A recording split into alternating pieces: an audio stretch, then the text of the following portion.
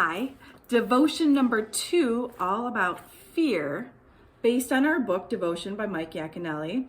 And this is the Someone Like You story about Joe. Life is hard in what's left of Joe's family. He's a city guy whose single mom has no time to take him camping or hiking in the mountains. In fact, mom has no time for anything except working, really.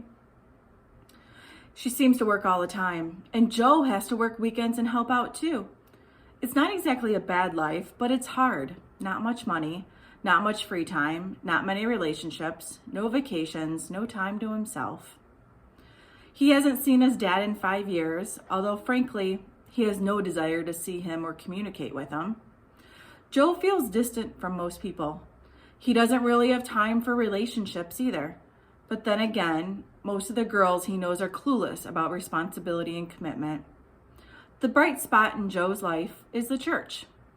His mom makes sure they both have time for church and youth group, and he looks forward to it every week. He's not just in it for the spiritual growth. For Joe, youth group is a wonderful distraction from his everyday routine.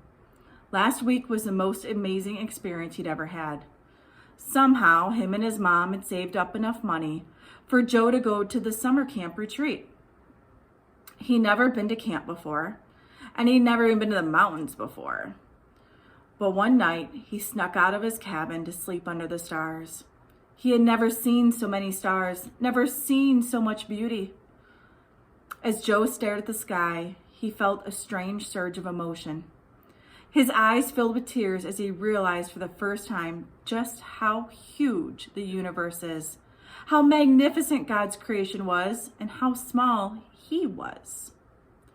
He'd heard all this as a kid in Sunday school, but somehow this bigness and his smallness and God's love for him seemed overwhelming. Joe was emotional, and it was then that he became afraid.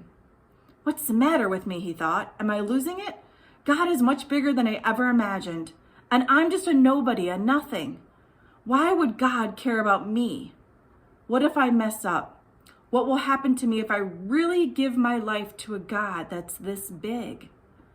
Why do I feel so scared? Joe fell asleep with tears in his eyes.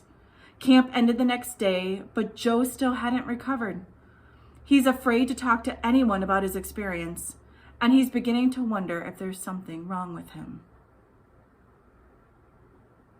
In this story, if Joe came to you and spilled out all of the things that he was thinking and stressing about, what would you say to him?